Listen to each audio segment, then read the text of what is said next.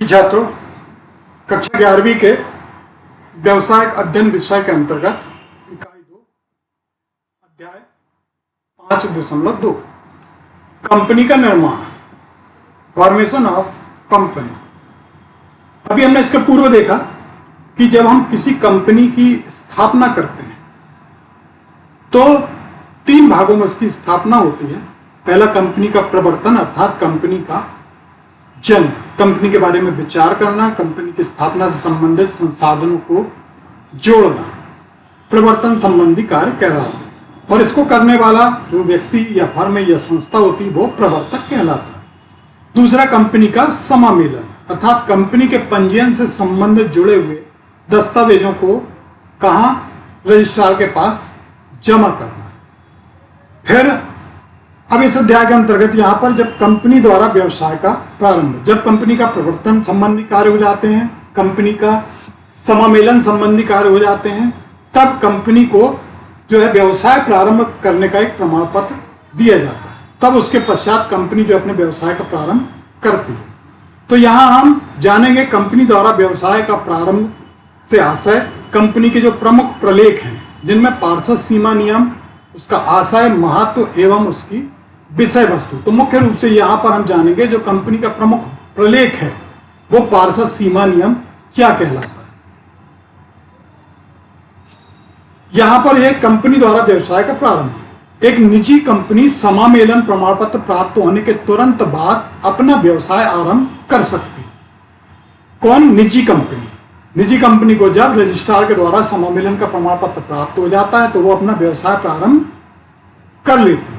परंतु एक सार्वजनिक कंपनी ऐसा नहीं करती, उसे रजिस्ट्रार से व्यवसाय प्रारंभ करने का प्रमाण पत्र प्राप्त करना पड़ता है। इस प्रमाण पत्र को प्राप्त करने के लिए कंपनी को निम्न कार्यवाहियों को पूरा करना होता है। सबसे पहले प्रविवरण या उसके स्थान पर स्थानापन्न प्रविवरण पत्र रजिस्ट्रार के पास जमा करना होता है। साथ ही न्यूनतम अभिधान मिनिमम सब्सक्रिप्शन के बराबर अंशों का आवंटन करना पड़ता है। फिर निर्देशकों ने योग्यता अंश का क्रय करके उन पर देय राशि का भुगतान कर दिया हो, किसी निदेशक या सचिव द्वारा रजिस्ट्रार के समक्ष इस आशय की प्रमाणित घोषणा जमा की, ये तीनों बातों की पूर्ति हो गई है।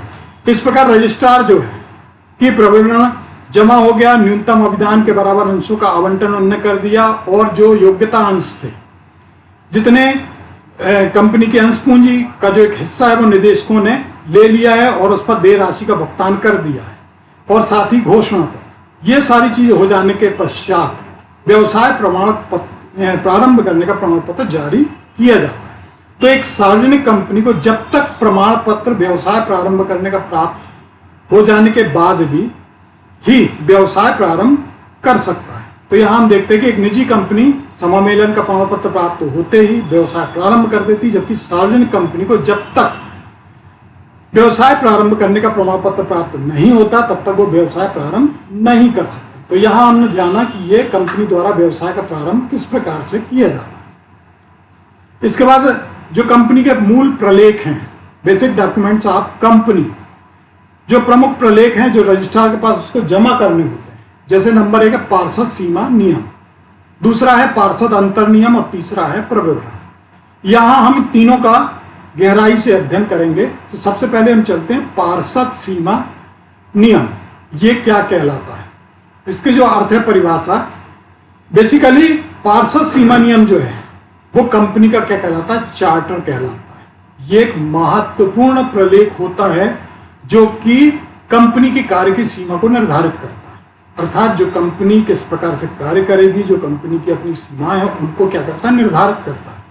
इसे बहुत सावधानी से तैयार किया जाना चाहिए क्योंकि ये अपरिवर्तनीय होता है। तो कंपनी का चार्टर जो एक बार बन जाता है वो चेंज नहीं होता, कुछ वर्णित दशाओं को छोड़कर इसमें परिवर्तन नहीं किया जा सकता, चाहे कंपनी के सभी अंशधारी इसमें परिवर्तन क्यों ना चाहते हैं। अर्थात कंपनी का चार्टर जो एक बार बन जाता है उसमें बहुत ही कुछ विशेष परिस्थितियों में परिवर्तन होता है, अन्यथा नहीं।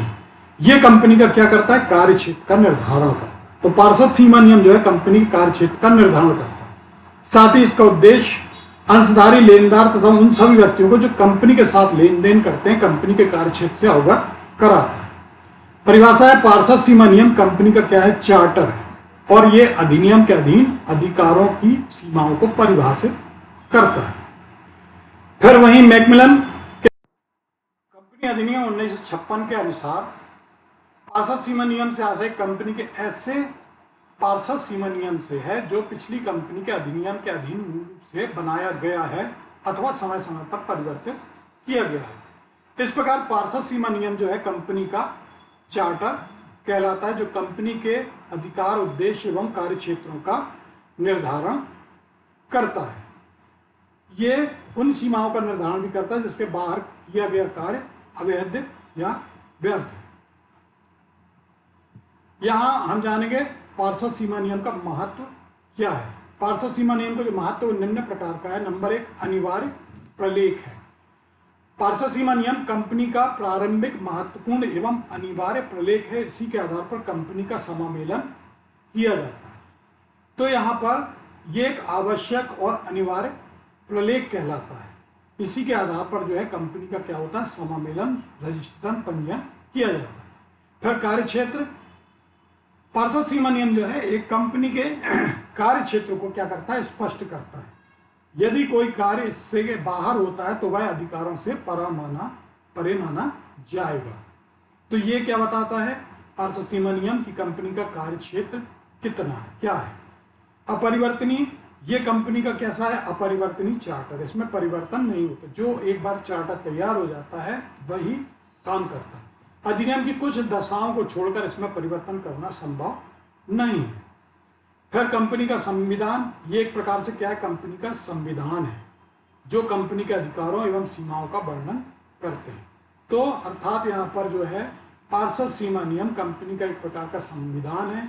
उस संविधान के अनुसार जो है कंपनी अपने कार्य को संचालित करती है और ये कंपनी के अधिकार एवं सीमाओं का क्या करता है, वर्णन करता है। तो यहाँ हमने देखा पार्षद सीमा नियम का महत्व क्या है। इसके बाद अब हम देखेंगे इसकी विषय वस्तु। पार्षद सीमा नियम में के अंतर्गत जो विषय वस्तु है कौन कौन सी है। इसमें जो है निम्न धाराएं या वाक्य होते हैं। पहला है नाम की धारा। तो पार्षद सीमा नियम में इसमें जो है कंपनी का नाम होता है। प्रत्येक सार्वजनिक कंपनी की दशा में लिमिटेड तथा निजी कंपनी की दशा में प्राइवेट लिमिटेड शब्द लिखा जाना चाहिए। साथ ही कंपनी का जो प्रस्तावित नाम किसी मौजूदा कंपनी से मिलता जुलता नहीं होना चाहिए। तो यहाँ पर निजी कंपनी की दशा में प्राइवेट लिमिटेड लिखा होना चाहिए, सार्वजनिक की दशा में लिमिटेड। साथ ही कंपनी का जो प्रस्तावित नाम है वो किसी और से मिला जुला नहीं होना चाहिए। दूसरा, स्थान की धारा। इस धारा में उस राज्य का नाम होता है जिसमें कंपनी का पंजीकृत कार्यालय स्थापित किया जाता है। ऐसा करने से कंपनी रजिस्ट्रार तथा विभाग की दशा में न्यायालय की सीमा निर्धारित हो जाती है। तो यहाँ पर जो स्थान की धारा है ये बताता है हमें कि उस कंपनी का पंजीकृत कार्यालय किस राज्य में। फिर उद्देश्य की धारा, यह धारा जो है सीमा नियम की सर्वाधिक महत्वपूर्ण धारा है। इसमें जो है कंपनी के उद्देश्यों का वर्णन होता है, उन उद्देश्यों का जिनको लेकर कंपनी की स्थापना की गई है और कंपनी केवल उन्हीं कार्यों को कर सकती है जो इस धारा में दिए गए हैं। यदि इन कार्यों के अतिरिक्त कोई अन्य कार्य कंपनी करती है तो वह कंपनी के अधिकार से बाहर माना जाता है। इसलिए यहाँ पर उद्देश्य को लिखते समय बहुत सावधानी रखना चाहिए। वह सभी उद्देश्य इसमें लिखे जाएं जो कंपनी के निकट भविष्य या सुदूर भविष्य से मैं प्राप्त करना चाहती है। इसमें कंपनी के उद्देश्य वैधानिक एवं सुपरिभाषित होने चाहिए और सभी प्रमुख उद्देश्य जो हैं सूचीबद्ध होना चाहिए। तो उद्देश्य की धारा हमें यह बताती है कि कंपनी के जो निर्माण के उद्देश्य हैं वो उद्देश्य वैधानिक होना चाहिए, सुपरिभाषित होना चाहिए, स्पष्ट होना चाहिए, साथ ही सूचीबद्ध होना चाहिए। फिर अगला बिंदु हमें यह बताता है दायित्व की धारा। इस धारा में यह घोषित करना पड़ता है कि सदस्यों का दायित्व उनके शेयर के मुद्रित मूल्य तक सीमित है। यदि किसी सदस्य ने अपने शेयर का पूरा मूल्य नहीं चुकाया तो उसका दायित्व केवल उस शेष के धन तक है जो अभी तक नहीं दिया गया। यदि सदस्यों ने दायित्व विषयक गारंटी दी हुई है तो इस धारा में इसका स्पष्ट उल्लेख होना चाहिए और ऋण चढ़ जाने की दशा में प्रत्येक सदस्य का अलग अलग दायित्व गारंटी कितनी है, अर्थात जो यहाँ पर सदस्यों के जो लाइबिलिटीज है, दायित्व है, वो उनके शेयर के मुद्रित मूल्य तक सीमित नहीं है। यदि किसी सदस्य ने शेयर का मूल्य नहीं चुकाया तो उसका दायित्व केवल उस धन तक नहीं है जो उसने अभी तक नहीं दिया। यहाँ पर दायित्व विषयक गारंटी जो उसके द्वारा दी गई, ऋण चढ़ जाने की दशा में प्रत्येक सदस्य की अलग अलग दायित्व गारंटी कितनी है, ये दायित्व की धारा हमें बताती है ये चीज। फिर पूंजी की धारा, इस धारा में इस बात का उल्लेख किया जाता है कि कंपनी की कुल अधिकृत पूंजी अथराइज्ड शेयर कैपिटल कितनी होगी तथा निश्चित मूल्यों के शेयरों में उसका विभाजन किस प्रकार किया जाए। तो पूंजी की धारा में ये बताती है कि कंपनी की कुल अथराइज्ड शेयर कैपिटल पूंजी कितनी है और उस पूंजी को कितने मूल्यों के शेयर में उसका विभाजन किया गया है, ये पूंजी की धारा वाक्य हमें बताती है। फिर अभिदान की धारा, इसमें पार्षद सीमा नियम के हस्ताक्षरकर्ता को ये लिख कर देना होता है कि वो अपने नाम के आगे लिखी हुई संख्या में अंशों को लेने के लिए तैयार हैं। साथ ही उल्लेख किया जाता है कि वे अपने को एक संघ एसोसिएशन में बदलने को तैयार हैं।